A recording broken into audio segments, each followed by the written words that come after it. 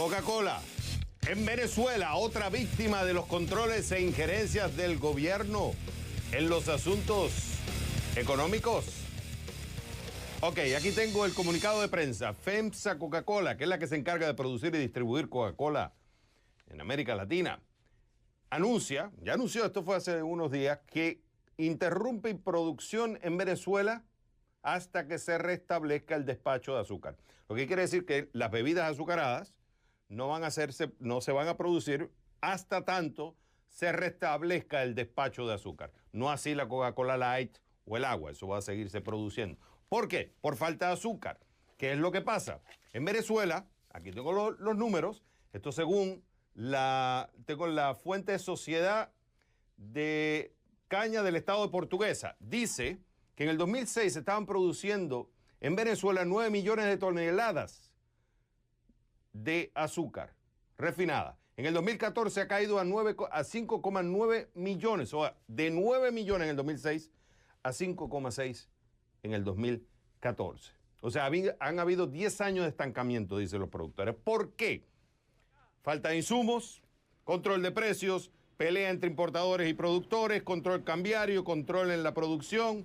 Entonces la pregunta ¿es Coca-Cola otra víctima más de la injerencia del gobierno en los asuntos económicos en Venezuela?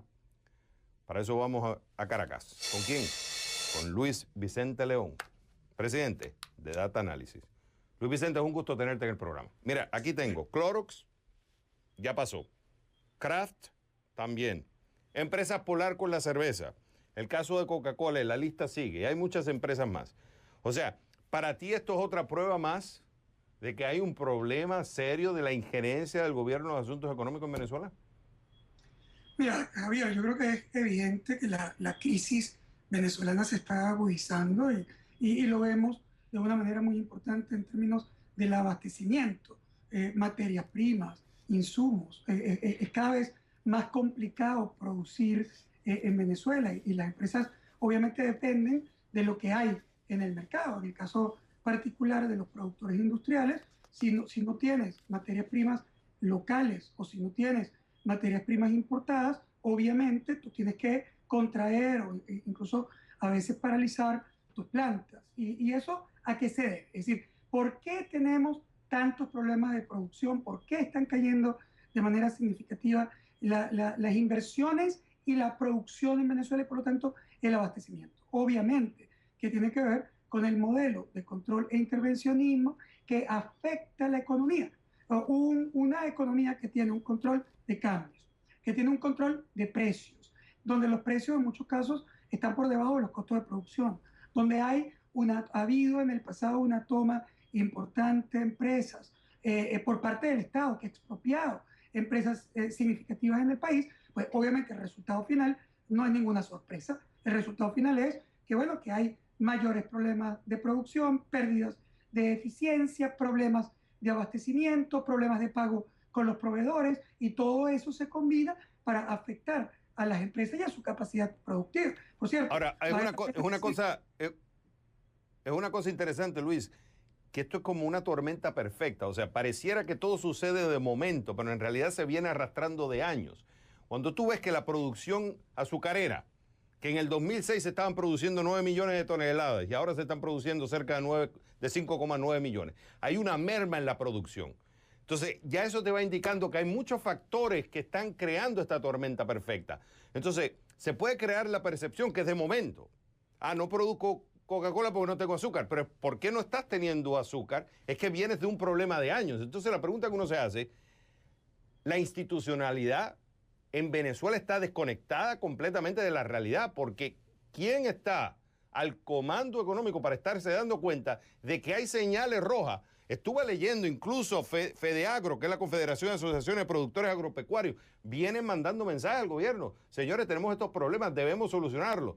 Sin embargo, es como que quedaran en el espacio, en el vacío, no se escuchan y el resultado es que vemos esta tormenta perfecta que ahora se presenta donde Coca-Cola dice no puedo producir momentáneamente hasta que tenga azúcar.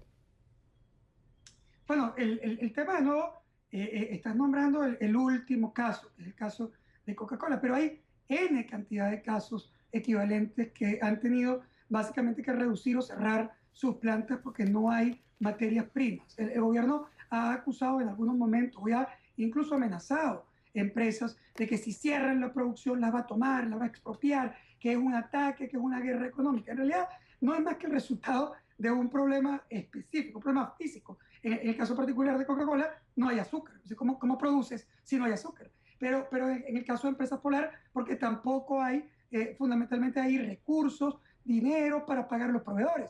Y por lo tanto no se puede obtener la materia prima, que en este caso es la cebada, se cierra la planta. ¿Por qué eventualmente ocurre esto? Vale la pena decir que si tú amenazas, por ejemplo, a una empresa que no produce, el primero que debería, con el primero que deberías cumplir la amenaza es precisamente con el Estado, que al haber expropiado las torrefacturas de café y las centrales azucareras, ha tenido como resultado evidente que no hay ni café ni azúcar en el mercado. El azúcar en este momento es un problema. Oye, Luis, hay una cosa.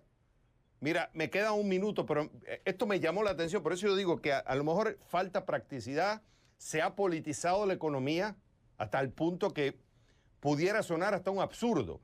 Veo acá Wills Rangel, que tuve el gusto de conocerlo en Panamá y me pareció una persona coherente, una persona humana, pero yo veo y dice, clase obrera debe tomar el control de las empresas. Esto sale en el Universal, en la sección de economía. Dice que si no se está produciendo, que son los empleados los que deben tomar posición de las empresas para atacar la guerra económica. O sea, sigue una visión como que todo es una guerra económica sin ser más práctico, es decir, esto es un problema que se viene arrastrando de años, cómo tratamos de solucionarlo y después pensamos en otros factores políticos e ideológicos.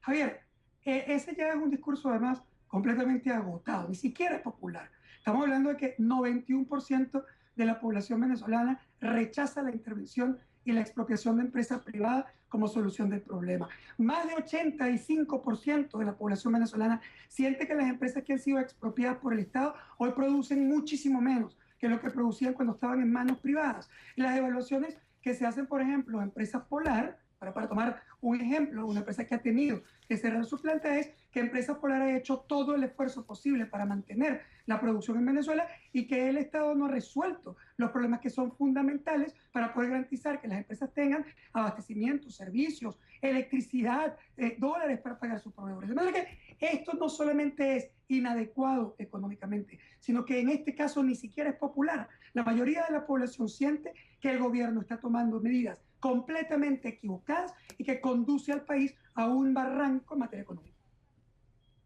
Luis Vicente León, presidente de Data Analysis, fue un gusto haberte tenido en el programa.